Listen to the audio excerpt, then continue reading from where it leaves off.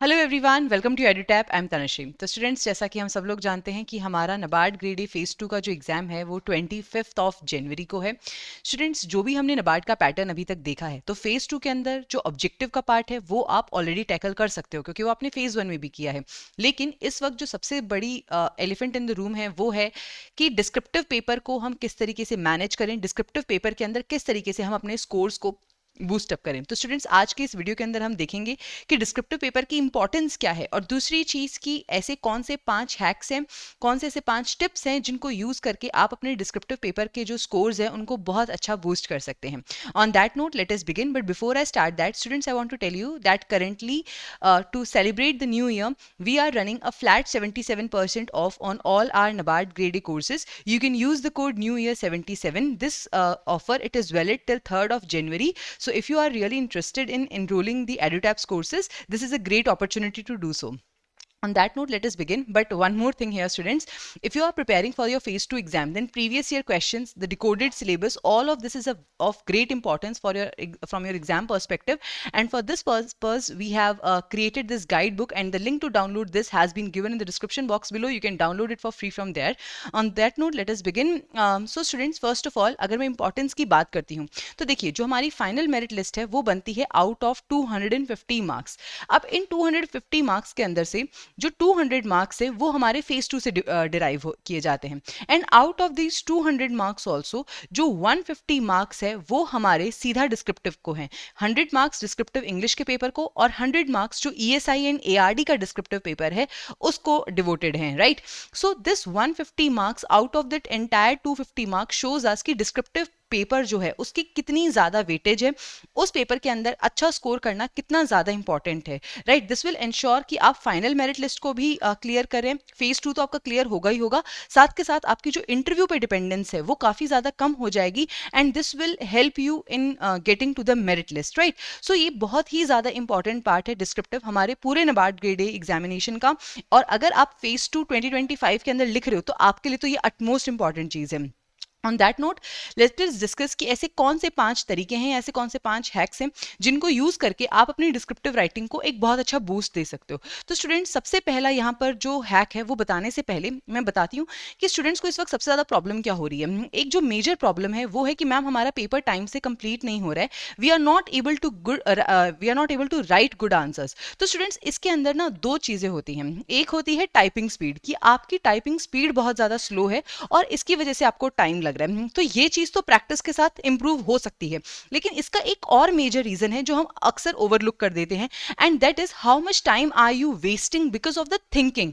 ठीक है, आपको चीजें याद नहीं आ रही हैं, और याद करने के लिए कि अच्छा बेनिफिट्स में और क्या बेनिफिट लिखूं, चैलेंजेस में मैं और क्या चैलेंजेस लिखूं, ये चीज सोचने में आप बहुत ज्यादा टाइम वेस्ट कर रहे हो, और इसके लिए आपका आंसर जो है वो लिखने में आपको टाइम लग रहा है, right. So the second thing here is because of the lack of learning, the lack of revision of your fodder material, right. तो मेरी सबसे पहली जो टिप है आपको वो यही है कि आपका जो डिस्क्रिप्टिव फॉर्डर मटेरियल है उसको आप लर्न कीजिए, उसके 1 पेजर नोट्स बनाइए हर एक टॉपिक को, और उसको घोट के पी जाइए, ठीक है, क्योंकि ये बहुत ज्यादा इंपॉर्टेंट है। अगर आपने ये नहीं किया, you will not be able to remember the things. आपको शायद ये बात याद होगी, मैंने अपने पिछले वीडियो में बताया था कि there is a difference between recall and recognition.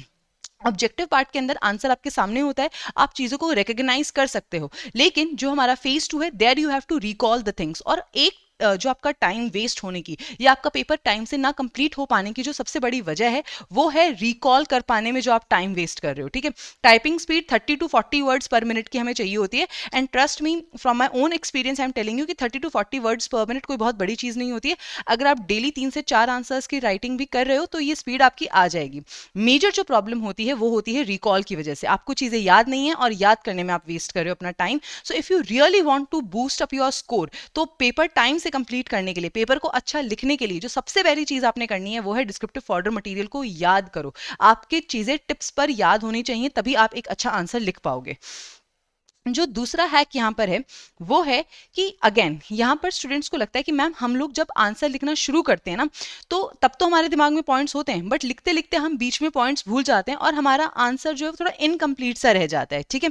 तो इसके लिए I would tell you the time skeleton first hack. तो इसमें आपको क्या करना है, जब भी आप कोई क्वेश्चन रीड करते हो, ठीक है, राइट तो आपने क्वेश्चन रीड किया, रीड करने के बाद तुरंत टाइपिंग स्टार्ट मत कीजिए। रियल एग्जाम में भी आपको रफ शीट्स मिलेंगी, ठीक है।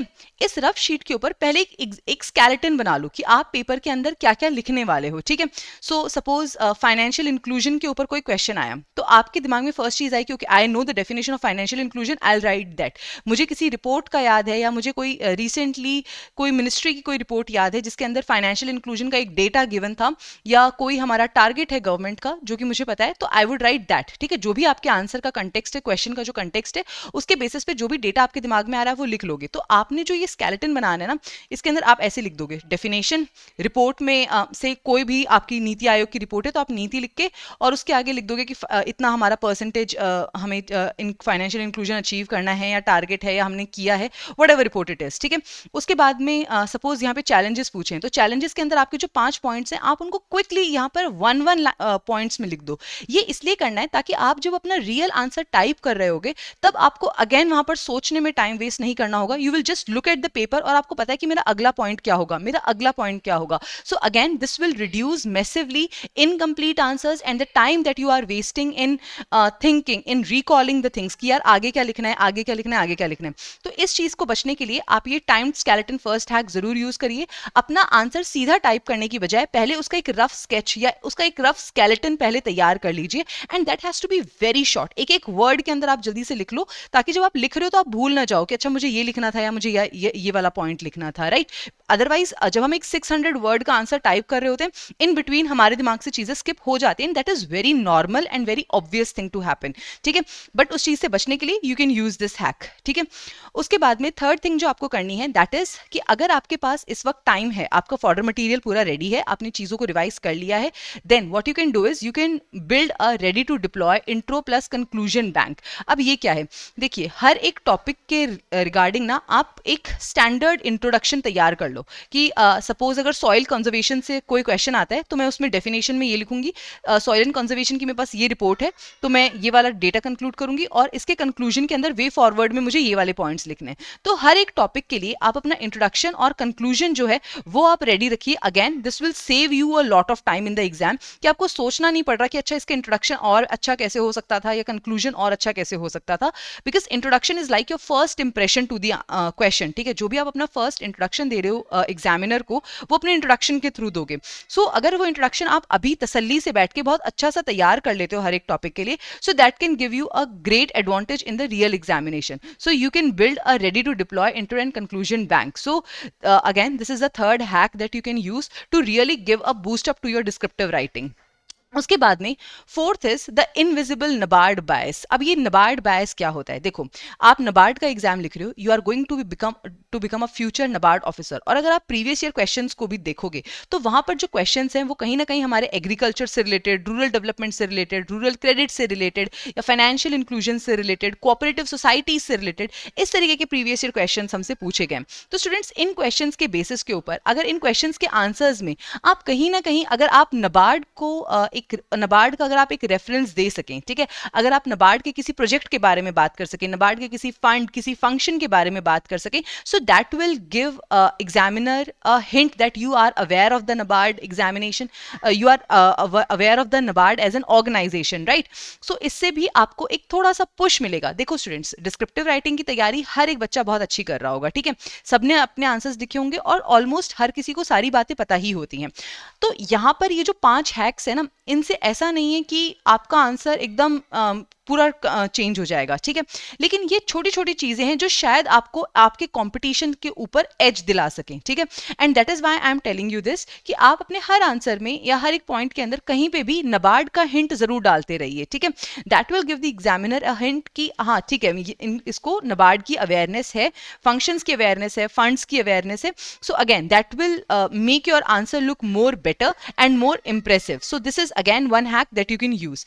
Lastly, do use the do not ignore the previous year questions. आप प्रीवियस ईयर क्वेश्चंस को यहाँ पर बिल्कुल भी इग्नोर ना करें, क्योंकि अगर आप प्रीवियस ईयर्स में देखोगे तो आपको पता चलेगा कि कौन सी ऐसी थीम्स हैं जो बार बार रिपीट हो रही हैं. ठीक है, जैसे रूरल क्रेडिट बहुत रिपीट होता है, फाइनेंशियल इंक्लूजन पे क्वेश्चन 2 बार आ चुका है. ठीक है, डेमोग्राफिक डिविडेंड बहुत बार रिपीट होता है. So this will give you an idea कि किस तरीके से थीम्स रिपीट हो रही हैं, कौन कौन से एरियाज हैं, कौन कौन से ऐसे डायनामिक टॉपिक्स हैं जिनसे वो क्वेश्चन हमसे पूछ रहे हैं. बेनिफिट्स के ऊपर पूछ रहे हैं, चैलेंजेस के ऊपर पूछ रहे हैं, गवर्नमेंट स्कीम्स के ऊपर पूछ रहे हैं, या कौन से ऐसे एरियाज हैं जहां पर वो हमसे क्वेश्चंस पूछ रहे हैं. सो फ्रॉम 2021 टू 2024 इन 4 सालों के तो एटलीस्ट आप अपने प्रीवियस ईयर क्वेश्चंस को जरूर लिखिए. ठीक है, आप अगर टेस्ट भी नहीं लिख रहे हो तो आप ये क्वेश्चंस जो हैं इनको जरूर आंसर कीजिए. हर साल 6 क्वेश्चंस आते हैं, सो 6 4 24 क्वेश्चंस की तो आप जरूर अच्छे से प्रैक्टिस करके जाइए. This will again give you a huge benefit in your examination.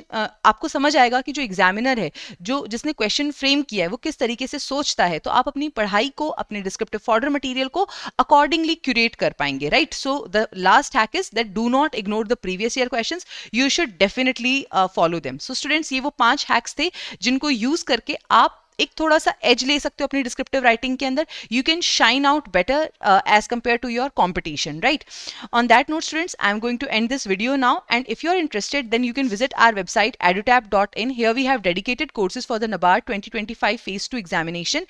You can enroll in our NABARD grade A phase 2 live plus recorded crash course. As part of this crash course, we are going to provide you the live classes, solve previous year questions, chapter wise test and full length mock test along with the descriptive model question and answers and the fodder material. If you are doing the self study, then you can enroll yourself into our phase 2 test series, and as part of this test series we are going to provide you the solve PYQs, chapter wise mock test, current affair mock test and full length mock test along with the descriptive model question and answers and the fodder material. And students, as I've already told you that this is the best time to enroll in these courses because currently we are giving a flat 77% off on all our courses. You can use the code New Year 77. On this note students, I'm ending this session here. Thank you so much and I wish you all the very best.